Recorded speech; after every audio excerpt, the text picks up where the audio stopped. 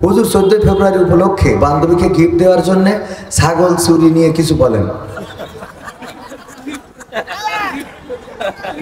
ওর মতো প্রেমিক, ও তো বিশ্ব প্রেমিক, ঠিক না বেঠি? ও তো খালি হেনার খুঁজিনি, হেনার জন্য ছাগলও চুরি করেছি। চাচা হেনা কোথায় না, হেনার জন্য ছাগল চুরি করেছি। ওর বলা দরকার যে চাচা হেনা কোথায়, বাড়ি এত সাজানো গুছানো কেন, হেনাকে দেখছি না তো। তোর অসুবিধা কি, তোর দরকার কি? আমি ছাগল চুরি করে আসলাম, তাই না? ছাগল চুরি করে আমার যুবকেরা প্রেমিকার জন্য গিফট কিনেছে, এটা তো যেমন তেমন। এর থেকে ভয়ঙ্কর আজকে দেখলাম একজন প্রেমিকার খুশি করার জন্য প্রেমিকা বলেছে, তুমি যদি সাহসী হও তাইলে ওই যে খাসা চিড়িয়াখানা, ওই বাঘের খাসায় তোমারে যাইতে হবে। যদি তুমি যেতে পারো তাইলে বুঝে নেবো তুমি সাহসী, তোমার সাথে আমার প্রেমটারে কন্টিনিউ করবো। এই খবর পাওয়ার পরে প্রেমিক সত্যি সত্যি সেই বাঘের খাসার মধ্যে গেছে। চিন্তা করা যায়? আর আল্লাহর খুশির জন্য একটু মসজিদে যায় না, অথচ আল্লাহ যদি তোর কোনো জায়গা বিকল করে দেয় তা তোর ওই প্রেমিক তো থাকবে না, প্রেমিকা থাকবে? বুঝে নেন যে কি কইছি, সপ্তাহ খুলে বলা যাবে না।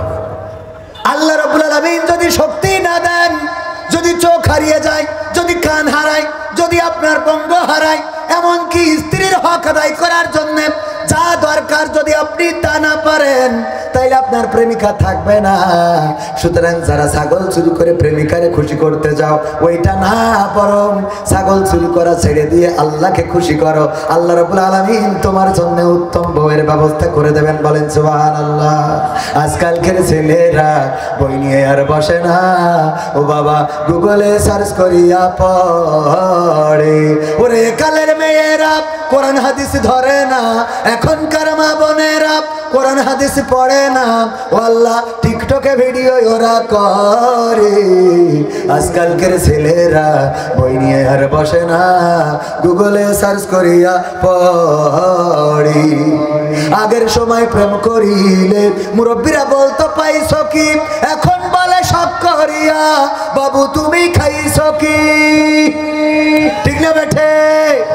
আগের সময় প্রেম করিলে মুরব্বীরা বলতো পাইছো কি, এখন বলে শখ করিয়া বাবু তুমি খাইছো কি।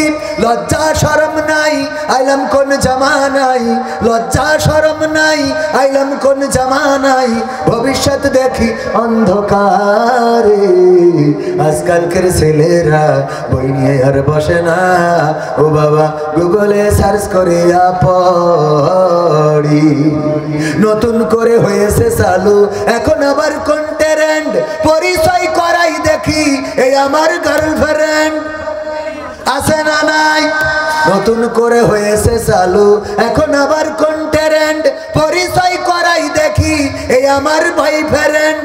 শরমের মাথা খাইয়া গেছে ওরা পাগল হইয়া, শরমের মাথা খাইয়া গেছে সব পাগল হইয়া, ভবিষ্যৎ দেখি অন্ধকারে।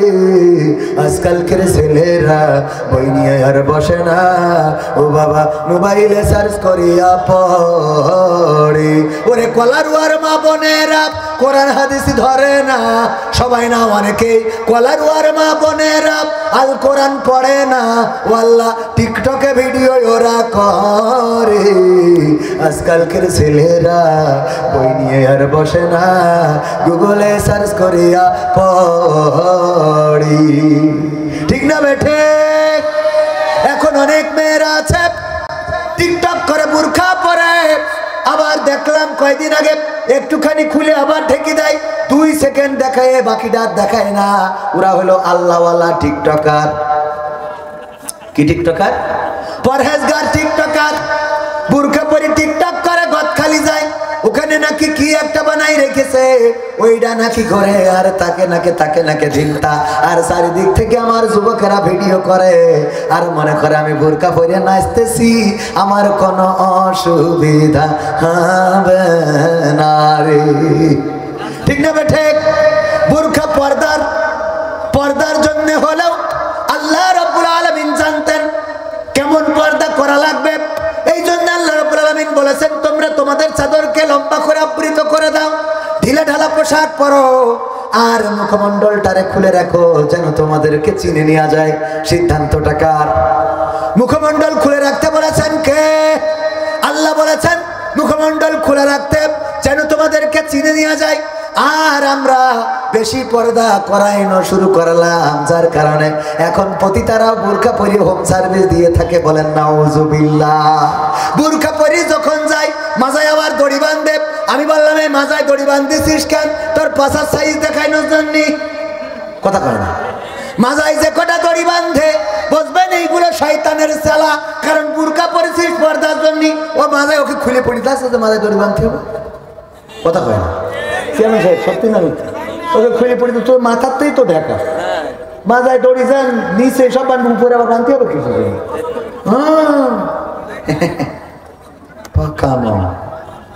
এইগুলো পরে তারপরে একটুখানি সুন্দর করে দেখায় আমার, তার মধ্যে ও বাবা যুবকের এর মধ্যে টিপি দেয়, আছে না নাই?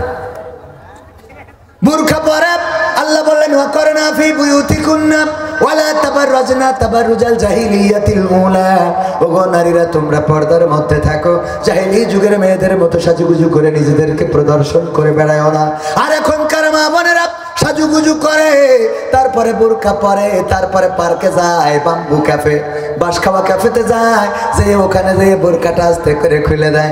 তারপরে আবার ওখান থেকে বোরকা পরে চলে আসে। মা বাবা মনে করে আমার মেয়ে তো তাপসী রাবিয়া, অথচ যে ওখানে পায়জামা খারাপ করে বাড়িয়েছে এটা তো জানে না।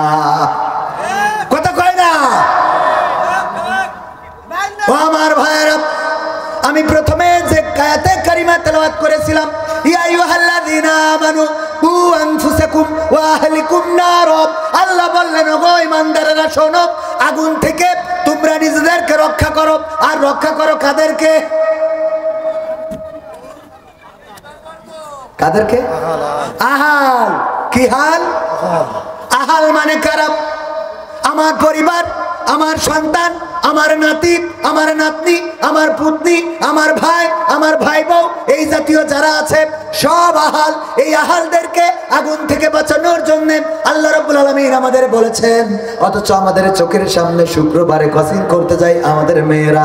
আপনার তো মাথায় রাখা উচিত, এখন বার হলো শুক্রবার, আজকে কিসের ক্রসিং?